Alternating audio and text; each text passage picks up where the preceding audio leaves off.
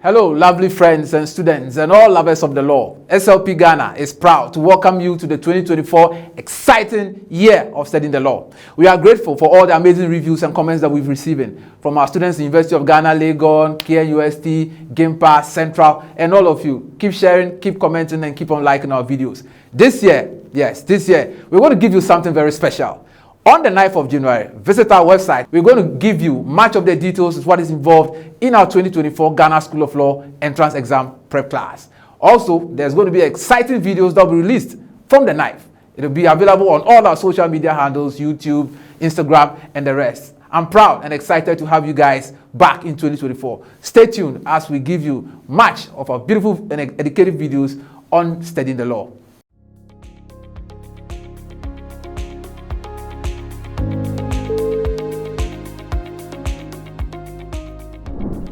Okay, so we saw on the slider what we're going to discuss today.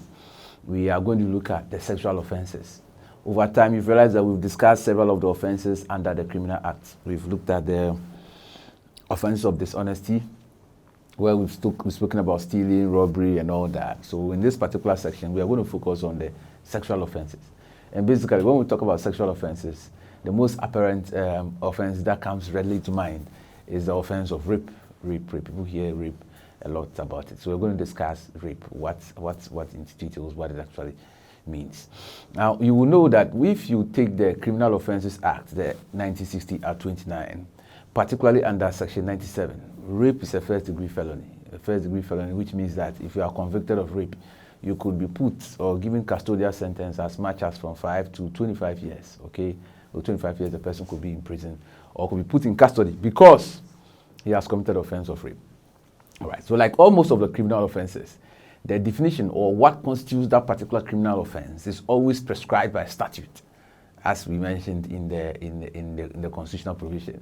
That offense is not an offense unless there is a statute, a written down law that specifies it as such, and the punishment for it is also prescribed. So for us to define what rape is, we'll quickly switch our attention to Section 98 of the Criminal Offences Act, 1960, Act 29.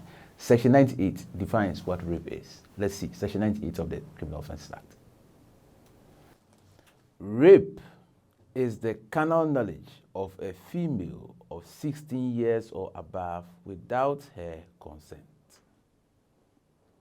Guys, did you notice that?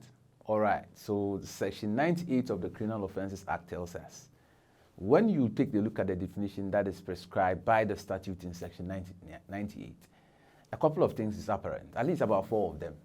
First, there is a mention of a female. Second, there is a mention of an age that is 16 years and above. There's a mention of carnal knowledge. Then there's also the mention of consent. All right, so guys, the point is this. When we are talking about rape, these 4 things should coexist for the offense of rape to suffice. That is, if a matter has to be proven or a victim is accusing another person or a victim of, if a person has been a victim of rape, the person should first of all be a female. That female should be 16 years or above. Then there should have also been evidence of carnal knowledge. Then that carnal knowledge should have also been without her consent. When these 4 things are operative, the offense of rape is justified. So we'll just try and explain them. What exactly do we mean by all this? All right, let's take the first part of being a female. I think it is something that does not admit of any controversy or further explanations. The person should just be a female. A female, that is all. So that's the gender. What it therefore means for us is that under Ghana's legal order, a man cannot be raped. Do you understand that? A man cannot be raped. A boy cannot be raped. All right, so when you use the word rape, it means it involves a female. That is what the statute is saying. Then there's an age bracket also given. We are saying that that female has to be within the age of 16 years and above. So if the girl is 16 years above or the woman is more than that, then that other qualification or requirements to establish the offense of rape has also kicked in. Then there is the subject of carnal knowledge. Carnal knowledge. All right, so now what do we mean by carnal knowledge? What is carnal knowledge? All right, let's again go on to the statute and see if it explains what carnal knowledge is to us. So Section 99 of the Criminal Offences Act 1960, carnal knowledge. Whenever upon the trial of any person for an offence punishable under this code, it is necessary to prove carnal knowledge or unnatural carnal knowledge, the carnal knowledge or unnatural carnal knowledge shall be deemed complete upon the proof of the least degree of penetration. My good friends, did you notice what the statute mentions about on carnal knowledge? So we are saying that if there is carnal knowledge, especially, as we've mentioned, the carnal knowledge is a requirement for the offense of rape to be established. That carnal knowledge by Section 99 is that it has to be proven in court or during the trial that there has been the slightest degree of penetration. All right, so now the Supreme Court has had an occasion to expand and make a bit of more clarity to what we mean by this slightest degree of penetration, or what exactly we mean by carnal knowledge. And this is a famous case that you might have heard of. I mean, one of the cases that when you come to Ghana's criminal law or Ghana's criminal order, and we talk about rape, it is a case that we can never let go with under contemporary ties. And that case is Valentino Gliga and Aziz Atiso versus the Republic. You've heard of that, famously called Gliga and Atiso versus the Republic. What are the facts of this particular matter? Now, there was a hawker around Tudu area, if you know where the Central Police Station is in Accra, the Central Police Headquarters. Now, her name was Cynthia Nyante. Now, Cynthia Nyante was a hawker who was plying her trade, selling some food materials, and she was just walking around the Tudu area. She was called by these two policemen, and they engaged her in some kind of conversation. They brought her into the charge office, and under some strange circumstances, nobody knows what happened, but they eventually got Cynthia Nyante into one of the rooms, one of the offices in there that was empty, and they pushed her down. Now, Gliga went on to Cynthia Nyante, stripped her naked, and had bouts of sex with her. Afterwards, Atisu also had his opposite system, and also had sex with Cynthia Nyante. When Nyante left, she quickly complained to a friend of hers, and her friend said, "No, what is happening? Let's go and confront these police officers." So they went back to the Tudu police station, confronted these police officers, and as situations may have it, they were eventually arrested. And they were investigated, and the police interdicted them, and further they were tried by a court of competent jurisdiction. The court convicted them on counts to the effect that they were guilty of the offense of rape. Now, they appealed the decision at the Court of Appeal, which was dismissed, and the matter again went to the Supreme Court. And at the Supreme Court, who else but Justice Victor Jones Mawolo-Doche? Of course, I keep mentioning his name. Is one of the justices of the Supreme Court who was given a lot of stellar effect to our criminal jurisprudence. And this is what Justice Doche had to say.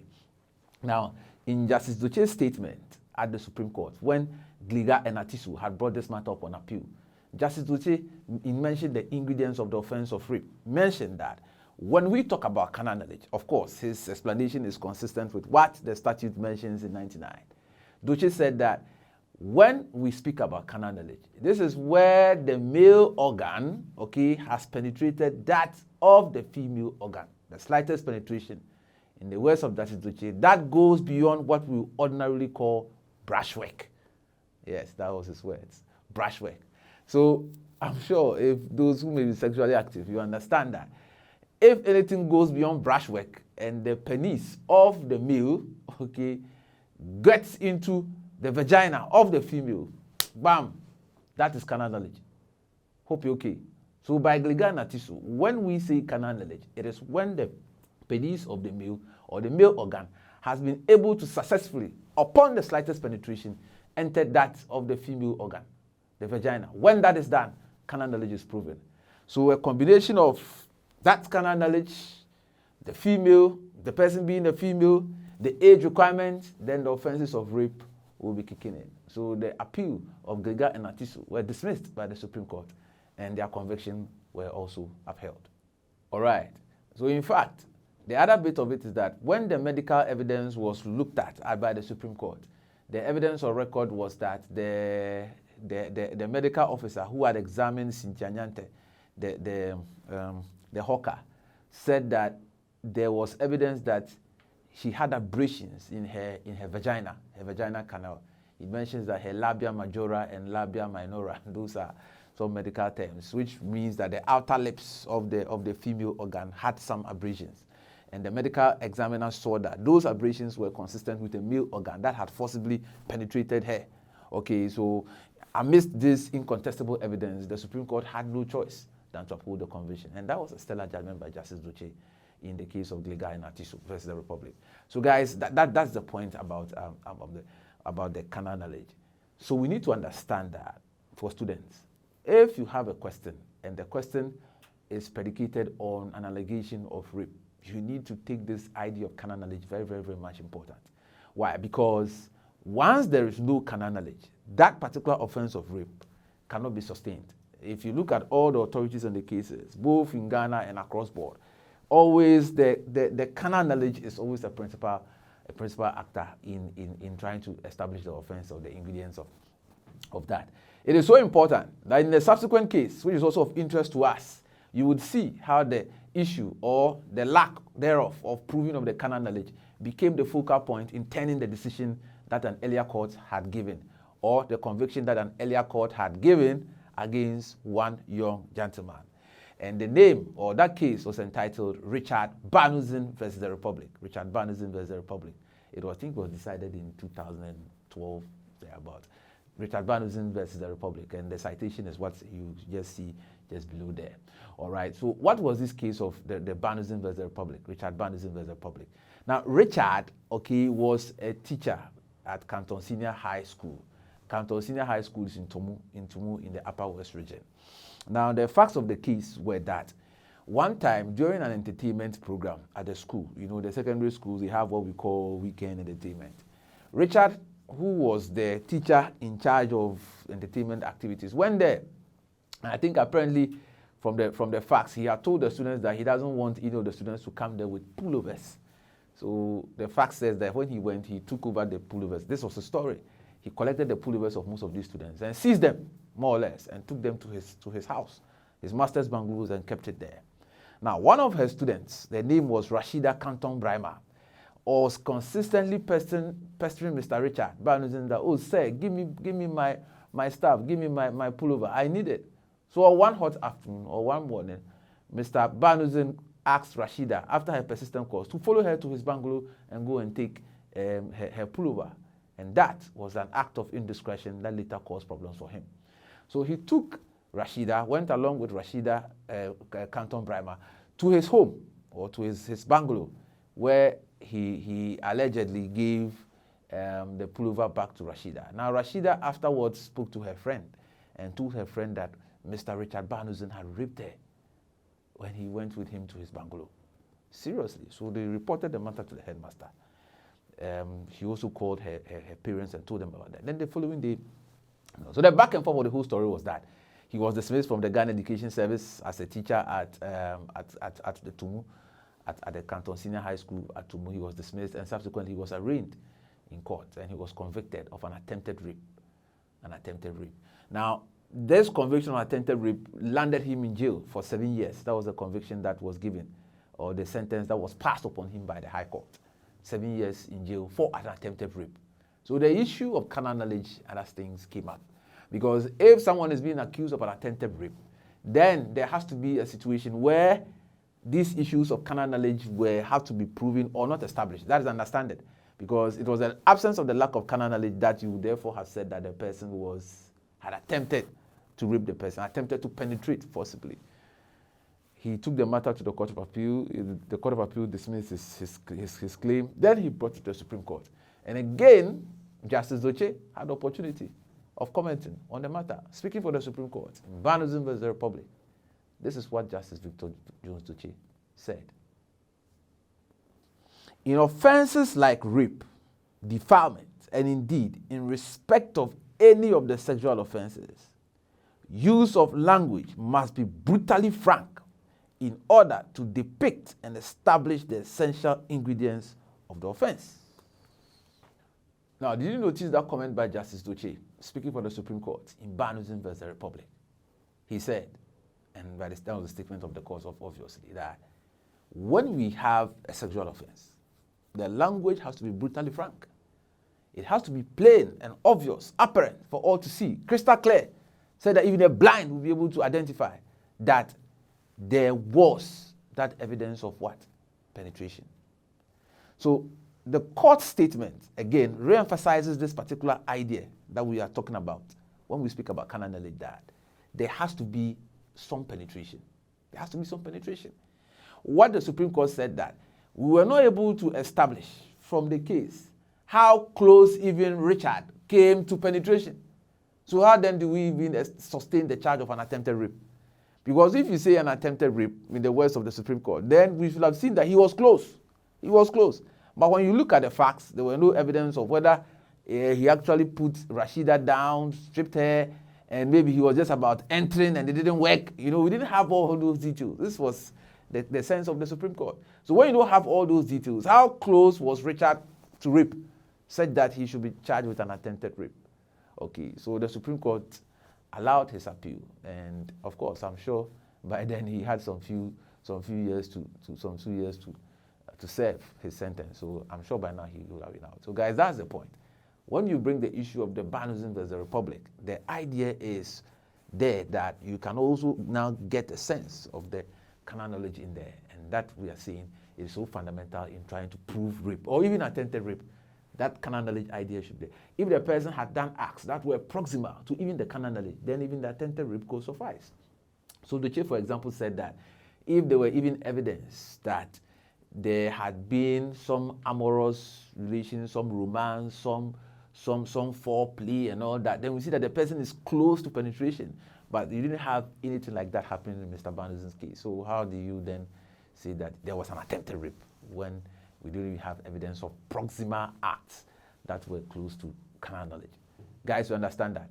So that's the point. Let's get it. So the combined effect of Glegai Natisu and Richard Banusm versus the Republic helps us to understand that carnal knowledge, the slightest penetration beyond brushwork, in the words of Justice Duce, is necessary in trying to establish this idea of rape. We okay? All right. So now the point is this. When rape is not proven, then what happens? Okay, because we are saying that the person is a female, he is 16 years plus, the person is there has been carnal knowledge. So if there is no carnal knowledge, it means that the person goes scot-free. All right, that brings us to another sub-part of the sexual offense. And in fact, the statute caters for that. And that offense is covered under Section 103, Indecent Assault. Let's look at indecent assault as it is defined by the Criminal Offences Act 1960, Section 103. Section 103, subsection 2. A person commits the offense of indecent assault if without the consent of the other person, he A, forcibly makes any sexual bodily contact with that other person, or B, sexually violates the body of that other person in any manner not amounting to carnal knowledge or unnatural carnal knowledge. Do you notice what Section 103 mentions? That, all right, if there is no carnal knowledge, but there is some kind of sexual bodily contact, the statutes of law in Ghana provides for the offense of what we call an indecent assault. So if there is a female, and that female has not been raped necessarily, but there were acts that suggest that there were bodily contacts, okay, without the person's consent, those acts or touches or whatever could constitute indecent assault. Guys, hope you understand that. Now watch. If you look at the prescription that is given by the statute on indecent assault, it has not mentioned a female. So then, what it therefore means is that a male can be assaulted indecently. There can be an indecent assault of a male. But when you mention rape, the rape has to be of a female. Do you understand? Do you understand that? So when you have an indecent assault, and that indecent assault will mean that when there is a sexual bodily contact, okay, any kind of contact that is sexual in nature without the person's consent, it could be like that. So sometimes we hear stories and we have complaints that you may come from the police, and you read the law reports and other stuff. You realize that sometimes there's this era where somebody will leave his young boy, his young son, 10 years with the maidservant, and later the mommy will come and the maidservant will, the boy will tell the mommy that, oh, today the maidservant gave him a bath and he put my thing, you know. the mothers, sometimes we hear those stories. So if a maid servant, okay, should go with someone's son while the two of them are alone into a room, and he tries to pull his penis, he tries to manipulate the penis or the sexual organs, that is not rape of the boy. But what is that? It's a sexual bodily contact. But the boy didn't consent to that because he had not attained the age of consent. Okay, so that will constitute an indecent assault. You're okay. That constitutes an indecent assault. That's what the statute says. Also, let's say there is a female, okay, and maybe the female was caught in a particular situation where there was sexual bodily contact, like someone attempted to squeeze her breast or, forcibly caress her breast in a manner that was sexual in nature. Do you call that attempted rape, or do you call it? That's not rape, okay. But there's sexual bodily contact without the person's consent. So those squeezing of breasts and those sexual contacts could amount to indecent assault, okay. Or maybe what sometimes, just says it has to be brutally frank. So I'll be brutally frank in this video, okay. Where sometimes there are situations where you hear people say that the person inserted the fingers into her vagina or finger, no, those things. It is not rape, okay. So if the person fingered the woman or the girl, that is not rape. That will amount to an indecent assault because that is not a sexual intercourse. Or maybe an oral sex that has been performed on the female.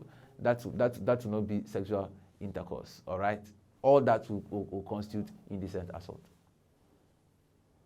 Hello. Do you plan to sit for the 2024 Ghana School of Law entrance exam?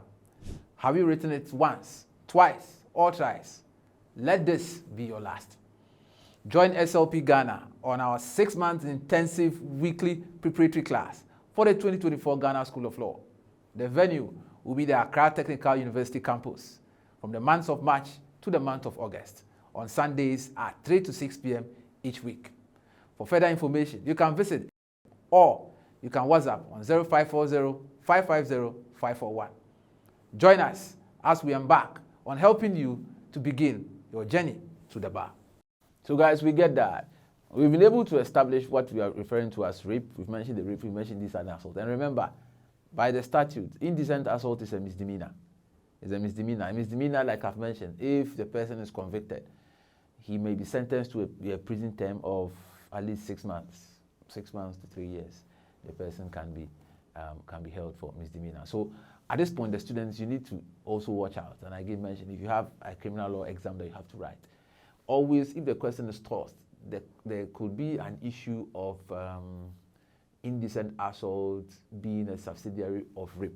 Those are the two things that you ought to be aware. Because if there were no carnal knowledge and all those things, it is much more probable that it will also culminate into indecent assault. But let me just hasten to add to these sexual offenses. You will realize that when we mention rape, rape has given the classification that the carnal knowledge should be from the ages of 16 years and above. All right, so if the person is beyond 16 years and there's carnal knowledge, that is what we call defilement. Okay, so that one, the consent issue does not come in at all. So the girl is 15 years, 12 years, 13 years, and you sleep with her, a person has carnal knowledge, penetrates her. That is defilement, straight. All right, but anything beyond that, then you have the rape, then the indecent assault that we've mentioned. All right, okay. Now, the final part of our discussion of these sexual offenses that we want to now jump into is that if you look at the issue that we've mentioned about rape, if you talk about the rape, you speak about the indecent assault, there is a discussion of without the person's consent. Without the person's consent. Section 98 on the rape mentions that where there has been carnal knowledge of the female without her consent. Then when you come to the 103, it mentions the indecent assault where there is sexual bodily contact without the person's consent. So consent becomes an operative ingredient for trying to prove the offenses of rape and also indecent assault in this case. So what exactly do we mean by consent? Now, by the criminal statute, consent can be applied to so many things. But we are now going to go back, turn to Section 14 of the Criminal Offences Act. Take a look at the consent and try to see if the way the consent is described, we can apply it in the peculiar situation of the sexual offenses so that it gives us a much more bigger clarity and complete picture about what we mean about rape and indecent assault in there. Okay, so Section 14 of the Criminal Offences Act, 1960. Let's see Section 14. So under Section 14, when it speaks about consent, subsection A, 14E says that a consent is void if the person giving it is under 12 years of age, or in the case of an act involving a sexual offense, 16 years, or is by reason of insanity or if of immaturity or of any other permanent or temporary incapability, whether from intoxication or any other cause, unable to understand the nature or consequences of the act to which he consents. So you notice what the Section 14 mentions about consent, and it's very clear. We try to apply this. Now we are saying from the Section 14, we get a clearest indication of how the consent will pan out. It mentions that consent is void. When we say consent is void, which means that it does not work. Don't even call something consent if that supposed consent was either because of an intoxication, because of an immaturity, or because of any other cause, the person was incapable of understanding the act and the nature of its consequences. You don't call that consent. It's just principally what subsection A, 14A is trying to tell us. So how does this fit into the discussion of the rape? If someone has carnal knowledge of a female because the female was given something to drink and that made her tipsy, and it was of a nature that she couldn't understand what she was going through, we don't say she granted consent. Okay? So we have stories that sometimes we hear, situations. A guy will go out with a girl, then he'll buy the girl some drink, then they will lace the drink. When I say lace the drink, which means you put something in there. Or the concoction that she's been told to drink, it is something that she does not even know what it is. Or it makes her intoxicated, such that, but for that, she will not have accepted to have sex with the individual. If something like that goes on, and the girl comes to a full realization that this was what happened, she could accuse or make a complaint, a formal complaint to the police. And whoever gave her that drink, for a reason caused intoxication and subsequent sexual act, the person could be charged with rape. That is, if he was the one who did the penetration or who caused carnal knowledge to be known of that particular female. Okay? Or sometimes we are saying by means of immaturity or an act, a cause, anything at all. So the statute makes it broad. Any situation, anything. If you give the person weed, you give the person tramol, you give the person any drug at all, any situation, if that situation is of such an effect that it causes the female not to understand, incapable of understanding the situation in there, it is rape. So you can even rape a mad woman, a person who is sick. There's this lady that I usually find in the traffic situations, usually when we are in the traffic light, I find her there. And she's pregnant. I saw her, she's pregnant. And you can clearly see that she's not compos mentis. She's not mentally sound. And I asked her, who got her pregnant? Who got her pregnant? What do you think about that? So whoever got that woman pregnant, obviously, is because she's insane. She lacks an understanding of what is going on. That insanity, anyone who causes carnal knowledge, the person who raped the woman, that is essentially what we mean by that. All right, now let's look at the B part of Section 14. B, it mentions. Still speaking about the void consent, it says that if it is obtained by deceit or of duress. If it is obtained by deceit or duress. So guys, the point is that a woman could be raped because the carnal knowledge that was known of her consent was obtained by deceit or by duress. Deceit or duress. Now, when we say duress means a coercion of a person's will. To force the person by means of acts of physical threats of harm to allow the person to succumb to an act. We call that duress. So there are situations where sometimes we hear, and in the robbery reports, armed robbers go to a person's house, then they rape the woman. We call it rape because the woman may say, oh, please, don't kill me. You, whatever you want to do, you do and go. Then the woman just lie down and spread her legs. Then the guy will have his way with her. The question is that she laid down and allowed you. But you see, that consent to that sexual act was duress. Because the person was in an instant fear of her life, she allowed that particular act to happen. That is duress. So if the person is arrested, not only he will be charged with robbery, but he'll be charged with rape. Not because the woman did not consent, but that consent was obtained by duress. A threat of physical violence to the individual. Okay? So the girls who sometimes their boyfriends will say, oh, look, I'm not going to allow you to go anywhere. If you don't allow me to do this, Charlie, me my own pay. We hear those stories. There was a story that the lady once reported to the police. He had went to visit the boyfriend, and the boyfriend said that, oh, he has spent too much money on her, and always the girl is telling her story. So for today, he's not going to allow the girl to go. He swears heaven and earth. He locked the door, put the keys inside his pocket, and told the girl that the girl's not going to go anywhere unless today what he also wants, the girl also give it to him. Can you imagine that? Took his phone from her. So the girl had no idea. Okay, and okay, which means that you do whatever you want to do. And the guy did what he wanted to do. What do you call that? What do you call that? That is duress.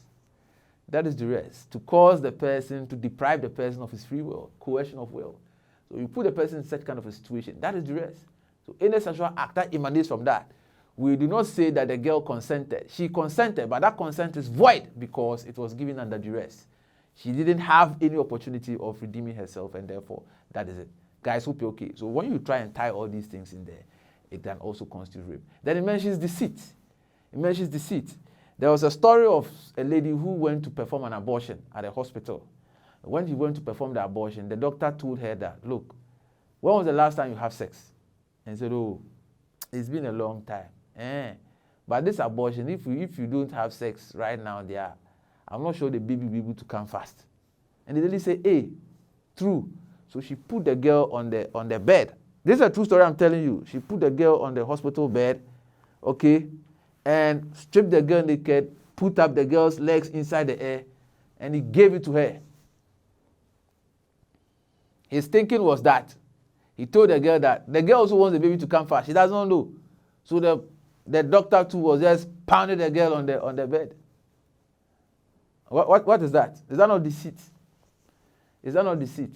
So later, I think there was an expose on it. It was Anas, Arimiyahu Anas, who together with some of the nurses, they placed the camera in the consulting room, and they saw the doctor having these kind of encounters with several women.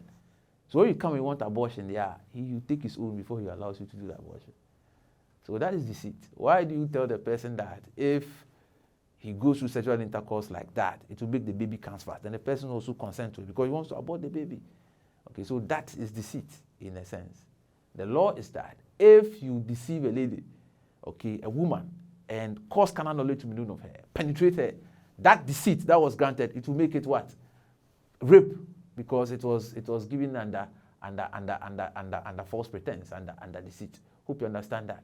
Okay, so sometimes these teachers, there are some teachers who had situations where we read the law reports and they rape some of the students. Some girls will say, oh, they have painful menstrual periods. And these painful menstrual periods, the teacher will tell him that, oh, do you know why you're having painful menstrual periods? You never slept with a boy before. Oh, sir, no. Hey, then you come. I'll teach you some medicine. That medicine, after that, you never have any painful menses again. He goes to this young adult, and the adult tells him that, look, let me just go one round, just one thing. After that, that is all. You never have pains in your menses. So the girl consents, and the person have sex with them. That consent is void. Hope you understand that. All right, so in all this, you can piece it together. Where you have rape, okay, carnal knowledge of a female, 16 years and above, without her consent. And remember the caveat. If that consent is given, but because she was intoxicated, because she was under duress, because she was thoroughly deceived, or any other unlawful grant or procurement of that particular consent, it is void, and that sexual act will still constitute rape. All right, so finally, let's see the case where someone now has carnal knowledge of a female, but he didn't even know that the girl was less than 16 years. It happens. People mount up that defense in court. Me, I didn't even know. When I saw her, she was in Somata. I didn't even know that she was a young girl. Me, I didn't know. If you look at her body, no, you wouldn't even think that she is 16 years. So me, how would I even know that she was like that? Me, how would I know? I didn't know. You had that defense. All right, now this is what 14H of the Criminal Offences Act mentions. And let's try and get a sense of how this particular supposed defense could watch out. H. A person shall not be prejudiced by the invalidity of any consent if he did not know and could not, by the exercise of reasonable diligence, have known. Guys, you understand what 14H is trying to tell us? That the statute says that, all right, we get it. A person will not be prejudiced. You will not be unnecessarily held to account if truly, upon reasonable exercise of diligence, you didn't have known that that consent was absent or there was no valid consent. If you didn't reasonably know, I mean, that will not be much of a problem. All right, upon reasonable diligence. So let's say that there was a guy who was just driving his car, Charlie, one deep night. He was driving, then he saw a lady flagging him to stop, like asking for lift. Then he stopped, he pulled aside. Boss, I'm going to Legon. Then the girl hopped into the car. She was so tired. Then the guy asked him, oh, where are you going? So the girl was so tired, didn't know where to go. Madam, where are you going? The girl didn't know. So the guy, being benevolent, decided to, okay, let me just try and let me take her to my house. Maybe I have some 3-bedroom there. Maybe just allow her to sleep. Because the girl is not talking. Me too, I don't know her. And the way she is, it's too dark.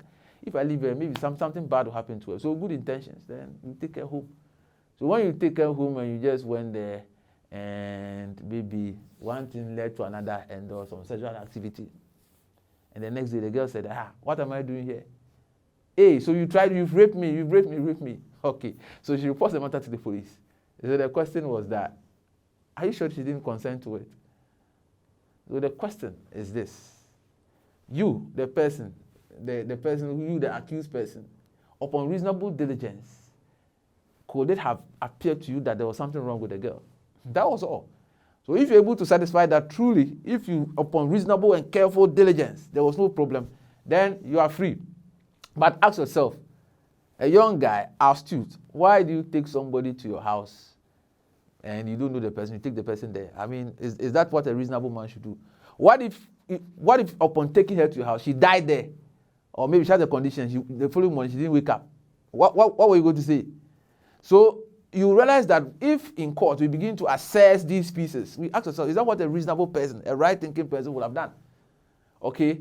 Or finally, let's take the situations where sometimes someone, like I said earlier, someone meets up a girl and he eventually has sex with the girl. The girl goes and tells the father. Then the father says that you have raped my daughter, okay?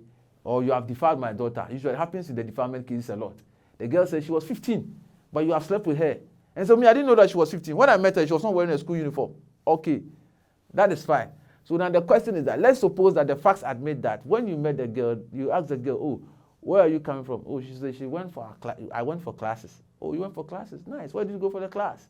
XYB Secondary School. Oh, I see. Wow, you're a very serious student. Then he says, oh yes, our BC is coming up, so I have to be serious and try and pass because I want to go to secondary. I want to become a doctor in the future. Oh, very soon you'll be writing your BC. Oh, that's great. That's nice. Then you decided to just stick around and you were doing shopping, buying other things, and no, eventually something happened. Reasonable diligence.